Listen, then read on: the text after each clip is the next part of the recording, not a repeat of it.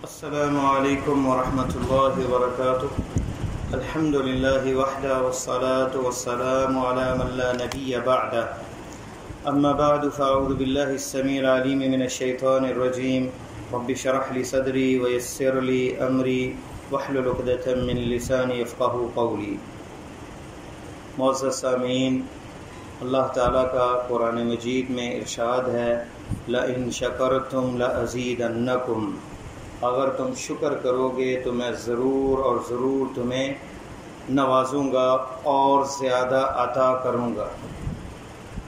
شکر وہ مفتاح ہے، وہ چابی ہے جس سے ہم اپنے رزق میں برکت ڈال سکتے ہیں، اپنے علم کے اندر، اپنی صحت کے اندر، ہر وہ نعمت جو اللہ تعالیٰ نے ہمیں جس سے نوازا ہے، اس نعمت میں اگر اضافہ چاہتے ہیں تو شکر کرنا سیکھ لیں۔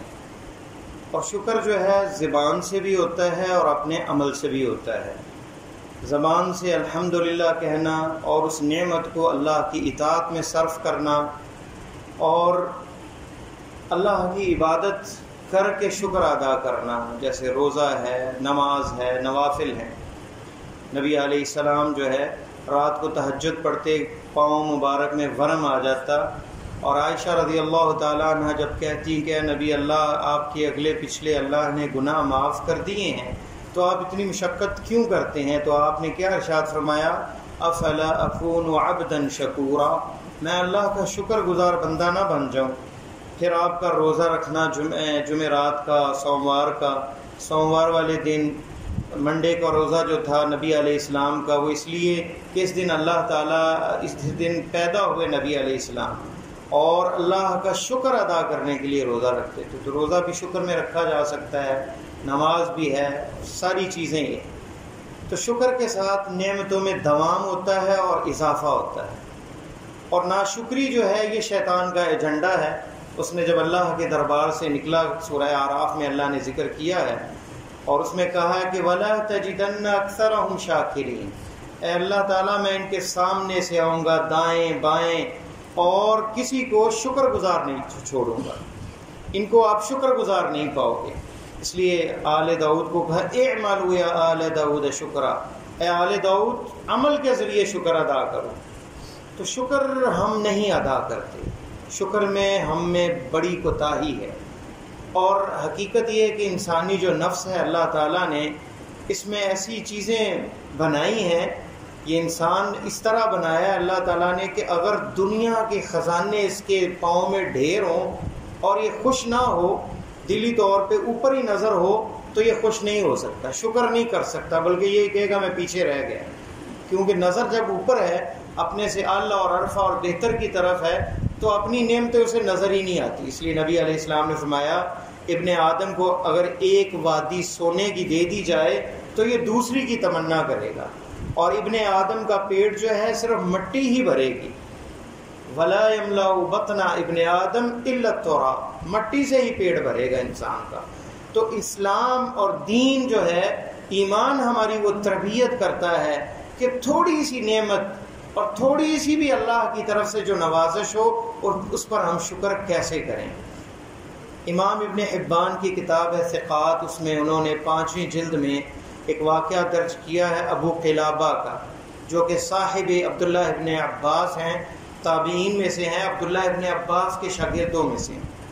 ان کا واقعہ ذکر کیا ہے، کہتے ہیں کہ حدثنی عبداللہ ابن محمد، انہوں نے مجھے کہتے بیان کیا کہ ایک دفعہ ساحل سمندر پہ وہ گئے تو انہوں نے ایک بندے کو جھونپڑی یا غار میں دیکھا جس کے پاؤں بھی نہیں ہیں، ہاتھ بھی کٹے ہوئے ہیں، اور سماعت بھی کمزور ہے اور نظر بھی بہت ہی کمزور ہے، اس کے اعضاء کسی کام کے نہیں، اپنی وہ کوئی خدمت نہیں کر سکتا، اور وہ یہ جملے کہہ رہا تھا رب اوزعنی ان اشکرک، اے رب مجھے توفیق دے کہ میں تیرا شکر ادا کروں، ان احمدک، میں تیری حمد بیان کروں اور تیرا شکر ادا کروں جیسے حق ہے شکر ادا کرنے کا، اور بما فضلتنی علی کثیر ممن خلقت تفضیلا، اور تو نے مجھے بہت سی مخلوقوں پر فضیلت عطا کی۔ کہنے لگے میں بڑا حیران کہ اس کا کوئی عضو کام کا نہیں،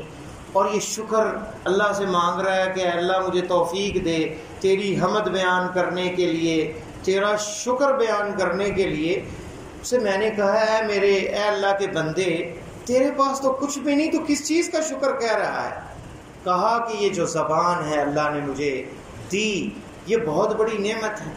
اللہ تعالیٰ چاہتا تو آسمان سے آگ برسا کے مجھے کچل دیتا، جلا دیتا۔ اللہ تعالیٰ چاہتا زمین کو حکم دیتا مجھے نگل جاتی، پہاڑوں کو حکم دیتا تو مجھے پیس کے رکھ دیتے، لیکن اللہ تعالیٰ نے ایسا نہیں کیا، مجھے چھوڑ دیا ہے اور مجھے یہ زبان دی ہے جس سے میں اس کا ذکر کرتا ہوں۔ اس کے بعد وہ کہنے لگا کہ تم یہاں پہ کیسے، اور کہا کہ میرا ایک بیٹا ہے، میری ایک حاجت ہے وہ پوری کر دو، جو کہ 3 دن سے لاپتہ ہے، میرے پاس آیا نہیں، وہی مجھے وضو کرواتا ہے، نماز کے وقت بھوک لگے تو کھانا کھلاتا ہے، پیاس لگے تو پانی پلاتا ہے۔ کہنے لگا میں نے کہا کہ تمہارے جیسے بندے کی میں کیوں نہ خدمت کروں۔ نکلا جنگل کی طرف ڈھونڈتے ہوئے تو ایک پہاڑ کے پاس مجھے وہ ملا، اس کا بیٹا، جس پر جانوروں نے حملہ کیا، درندوں نے حملہ کیا اور اس کے جسم کو چیر ڈالا تھا۔ کہنے لگے کہ میں واپس آیا اور بڑا ہی افسردہ تھا، کیا اسے کہوں۔ تو کہنے لگے میں آیا اس کے پاس اور کہا کہ ایوب علیہ السلام کے بارے میں تمہارا کیا خیال ہے، جس نے سال ہا سال بیماری، پھر گھر والوں میں مبتلا، پھر اہل و عیال چھوڑ گئے، کیڑے پڑ گئے جسم میں۔ تو کہا کان نعم العبد، بہترین وہ اللہ کا بندہ تھا، صابرا و شاکرا، صبر کرنے والا، شکر کرنے والا۔ تو کہنے لگے کہ میں نے اسے کہا کہ تم بھی پھر صبر کرو اور شکر کرو، تمہارا بیٹا جو ہے فلاں ٹیلے کے پاس مجھے ملا، درندوں نے اسے قتل کر دیا ہے۔ تو اس نے پڑھا انا للہ و انا الیہ راجعون، اور ایک چیخ ماری اور اس کی روح پرواز کر گئی، فوت ہو گئے۔ کہنے لگے میں نے اسے کھینچ کے ان کے جو کپڑا تھا باہر نکالا اس غار سے یا اس جھونپڑی سے، اور اس کے سر پہ بیٹھ کے رونے لگ گیا، میں اکیلا بندہ یہاں جنگل میں کیا کروں۔ اتنے میں 4 لوگ آئے، اور وہ 4 لوگ آ کے کہنے لگے کہ یہ کون ہے اور کیا ماجرا ہے تمہارا۔ میں نے کہنے لگے قصہ سنایا۔ انہوں نے کہا چہرہ تو دکھاؤ، شاید ہم جانتے ہوں۔ چہرہ دیکھا تو کہنے لگے رحمک اللہ یا ابا قلابہ، اللہ تجھ پہ رحم فرمائے ابو قلابہ، تو اللہ کے رسول صلی اللہ علیہ وسلم سے شدید محبت کرنے والا تھا۔ یہ عبداللہ ابن عباس کے ساتھیوں میں سے ہیں، کبھی اس نے اپنی آنکھ اٹھا کر حرام کو نہیں دیکھا، اور لمبے لمبے سجدے کر کے رب کو راضی کرنے والا تھا۔ انہیں غسل دیا، دفن کیا، سلا دیا اور اللہ کے سپرد کیا۔ دفن کرنے کے بعد کہنے لگے کہ میں واپس آ گیا، رات کو میں خواب دیکھتا ہوں کہ مجھے وہی نظر آتے ہیں خواب میں، اور جنت کے اندر اور بہترین لباس میں۔ تو میں نے انہیں کہا کہ کیا ماجرا ہے۔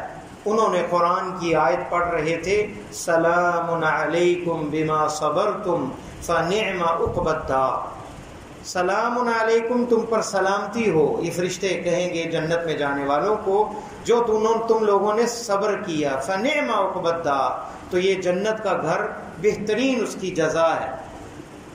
تو یہ انہوں نے آیت پڑھی اور کہا کہ مجھے صبر کی وجہ سے اللہ تعالیٰ نے یہ مقام دیا۔ تو آپ اندازہ کریں وہ بندہ جس کے ہاتھ نہ ہو، پاؤں نہ ہو، چل نہ سکتے، کھا نہ سکے، وہ اللہ کا شکر اتنا ادا کر رہا ہے، اس سے مانگ رہا ہے کہ اللہ مجھے توفیق دے، تیرا شکر کروں، تیری حمد بیان کروں۔ اور ہم کتنی نعمتوں میں ہیں، بصارت کی، سماعت کی نعمت، پاؤں سلامت، ہاتھ سلامت، صبح و شام اللہ کا رزق کھاتے ہیں، اس کے باوجود نہ شکرے ہیں، اس رب کا شکر ادا نہیں کرتے۔ تو شکر کے لیے بہت زیادہ نعمتیں ہونا نہیں، یہ ہمیں ایمان اور اسلام ہماری وہ تربیت کرتا ہے کہ جس میں وہ جذبہ پیدا ہو جاتا ہے کہ خشک روٹی پانی کے ساتھ کھا رہا ہے، مسجد کے ایک ستون کے ساتھ، اور رب کا شکر ادا کرنے والا، اور کہتا ہے کہ پوری دنیا ہی میرے قدموں میں اللہ نے رکھ دی ہے۔ اور ایک بندہ بہترین بنگلے میں بیٹھا ہوا، انواع قسم کے کھانے سامنے ہیں، اور اسے وہ کڑوے لگ رہے ہیں کیونکہ شکر کے جذبات نہیں ہیں۔ شکر کے ساتھ نعمت بھی ملتی ہے، اور وہ نعمت قلبی اطمینان اور سکون کی ہے۔ یہ سب سے پہلے نعمت ہے، جنت سے بھی پہلے، ان نعمتوں کے اضافے سے بھی زیادہ۔ اس لیے معاذ بن جبل کا ہاتھ پکڑ کے نبی علیہ السلام نے کیا فرمایا، انی احبک، اے معاذ مجھے تم سے محبت ہے۔ ہر نماز ختم ہونے سے پہلے یہ کلمات کہنا نہ بھولنا، رب اعنی علی ذکری کا و شکری کا و حسن عبادتی کا، اے اللہ میری مدد کر تیرا ذکر کرنے میں، تیرا شکر ادا کرنے میں اور بہترین عبادت کرنے کے لیے۔ تو اللہ تعالیٰ سے ہمیں بھی یہ دعا کرنی چاہیے، کیونکہ اس کی توفیق کے بغیر نہ اس کی حمد بیان کر سکتے ہیں، نہ شکر بیان کر سکتے ہیں، نہ کوئی عبادت کر سکتے، اسی کی توفیق سے ہے۔ اس لیے ہمیں بھی اس دعا کو لازم پکڑ لینا چاہیے۔ اللہ سے دعا ہے کہ اللہ مجھے اور آپ کو قرآن و سنت پر عمل کرنے والا اور شکر کرنے والا اللہ کی نعمتوں کا بنائے۔ سبحانک اللہم و بحمدک، اشہد ان لا الہ الا انت، استغفرک و اتوب الیک۔